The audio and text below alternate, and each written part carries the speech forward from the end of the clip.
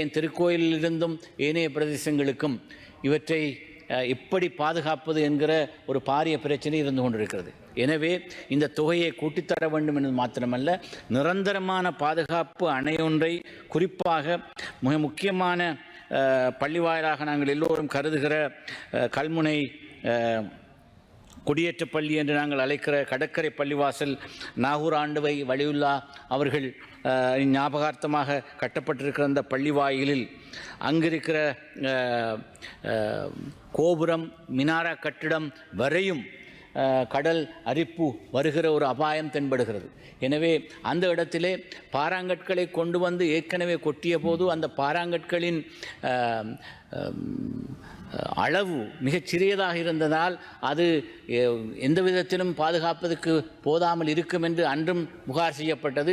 இன்று அது மிக துல்லியமாக அந்த பிரச்சினை வெளியிலே தெரிகிறது. எனவே பெரிய பாறாங்கற்களை கொண்டு வந்து போடுவது மாத்திரமல்ல, நிரந்தரமான ஒரு அணையொன்றை கட்டுவதன் மூலம்தான் இந்த சரித்திர முக்கியத்துவம் வாய்ந்த கடற்கரை பள்ளிவாயலை பாதுகாக்க முடியும் என்று பள்ளிவாயல் நிர்வாகமும் கருதுகிறது, ஊர் மக்கள் கருதுகிறார்கள். எனவே அது சம்பந்தமாக அரசாங்கம் கவனம் எடுக்க வேண்டும். இது ஒரு அரச கலாச்சார நிகழ்வாக வர்த்தமானி அறிவித்தல் மூலம் வருடா வருடம் அங்கு கந்தூரி நிகழ்வு நடக்கிறது.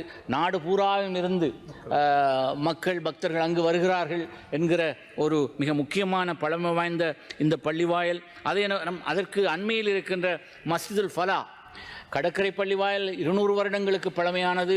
அதே நேரம் மஸ்ஜிதுல் ஃபலா 100 வருடங்களுக்கு பழமையான ஒரு பள்ளிவாயல்.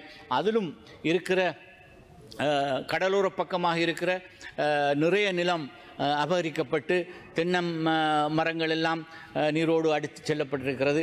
அங்கிருக்கின்ற மலசலக்கூட தொகுதியும் முழுமையாக பாதிக்கப்பட்டிருக்கிறது என்ற நிலவரம். கடற்கரை பள்ளிவாயலுக்கு அருகிலே இருக்கிற மீனவர்களுடைய ஓய்வு விடுதி ஒன்று அண்மையில் கட்டப்பட்டது.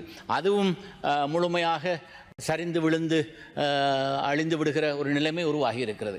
எனவே இந்த பிரதேசத்தில் முழுமையாக கடலரிப்பை தடுக்கின்ற தடுப்பு அணைகள், அதே நேரம் பாறாங்கற்களை கொண்டு வருகின்ற போது அதற்கு போதுமான அளவு பாரிய பாறாங்கற்களை தான் அங்கு கொண்டு வந்து கடலுக்கு குறுக்காகவும் அதே நேரம் கிடப்பாகவும் அவற்றை போட்டு சரிவர விஞ்ஞான ரீதியாக இந்த கடலரிப்பு இருக்கின்ற எஞ்சியிருக்கிற நிலத்தையாவது அள்ளிக்கொண்டு போகாமல் பாதுகாப்பதற்கு நடவடிக்கை எடுக்கப்பட வேண்டும் என்று நாங்கள் இங்கு வலியுறுத்தி சொல்லி வைக்க விரும்புகிறோம்.